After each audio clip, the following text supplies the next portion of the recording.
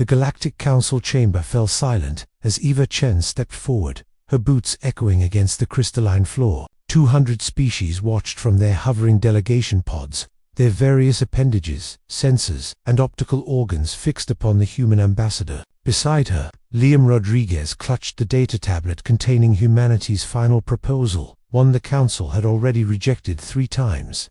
Ambassador Chen, the Archon's translator crackled, its metallic voice filling the vast dome. The Council has reviewed your species' petition. Again, our answer remains unchanged. Humans may not establish independent colonies beyond your designated sectors. Ava's jaw tightened. 5 years of diplomatic negotiations, of humanity bowing and scraping before species that had conquered the stars millennia ago. 5 years of being treated like children who needed supervision.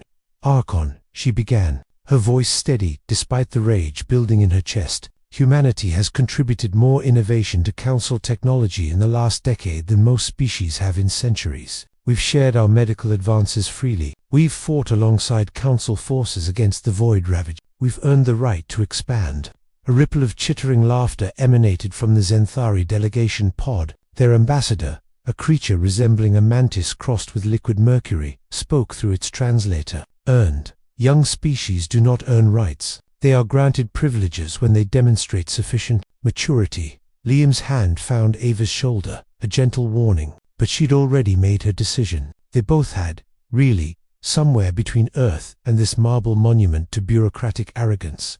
Then humanity formally withdraws from the Galactic Council, Eva said. The chamber erupted. 200 species vocalized their shock in 200 different ways, harmonic tones, bioluminescent flashes, pheromone bursts that the environmental system struggled to filter. You cannot, the Archon boomed. No species has ever. We can, and we just did, Liam interjected, stepping beside Eva.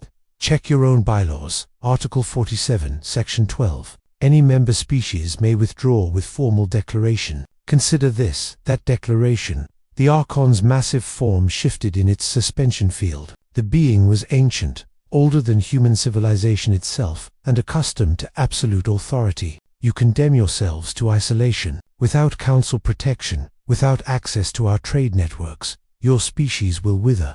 Eva smiled, and it wasn't a pleasant expression. We'll manage.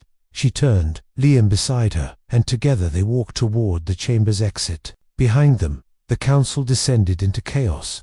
The universe learned quickly that humanity didn't bluff. Within 6 months, human colony ships bypassed Council space entirely, using newly developed quantum fold drives that made traditional Council FTL technology look like horse-drawn carriages. Eva had smiled when those reports reached her desk. Humanity had been holding back, playing by the Council's rules while secretly revolutionizing faster-than-light travel. Within a year, independent human colonies dotted previously unclaimed space territories the Council had deemed too dangerous, too remote, or too resource-poor to bother with. Humans thrived there, their adaptability turning hellish worlds into homes. Liam, now heading the Terran Colonial Defense Force, watched from the bridge of the Indomitable as yet another human settlement came online. They said we needed their protection, he mused to Eva, who joined him for the christening ceremony. They were wrong, she replied, watching the lights of New Shanghai bloom across the viewport. Humans don't need protection. We need freedom to be what we are.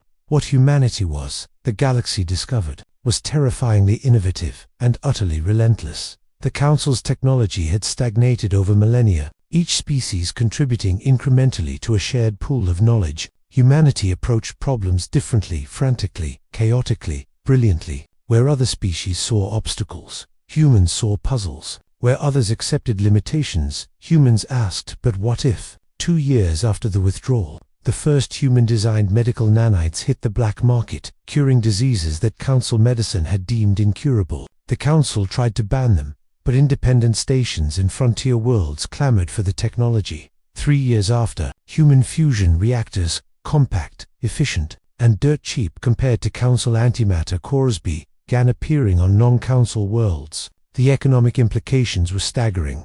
Eva stood in her office on Lunar Station, reading reports of Council trade networks hemorrhaging profit. Liam had sent her a message. They're starting to crack. He was right. The Zenthari were the first to break ranks, signing a bilateral trade agreement with humanity. Others followed. The Council's united front crumbled as species recognized the reality. Humanity didn't need them, but they desperately needed humanity. The Archon himself requested a meeting.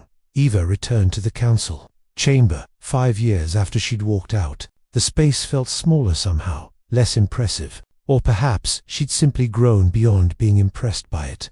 Ambassador Chen, the Archon began, its tone notably less imperious. The Council has reconsidered its position regarding humanity's colonial ambitions. We're not interested in your permission anymore, Eva said flatly. We're doing just fine without it. We recognize this. The ancient being actually sounded humbled. We wish to propose a new arrangement. Not membership, but partnership. Equals negotiating with equals. Liam, standing beside Eva once more, caught her eye. They'd discussed this possibility during the flight here. Humanity didn't need the Council, but burning bridges served no purpose. We'll consider it, Eva said. Draft a proposal. We'll review it. On our terms. As they left the chamber this time, there was no chaos, no outrage, only silence, and the weight of 200 species realizing that the universe had fundamentally changed. The young species had walked away and thrived, and the old ones had learned that sometimes the greatest power wasn't in holding others down, but in letting them rise. Humanity hadn't just walked away from the Council, they'd walked into their own future, and the universe had no choice but to follow. The end.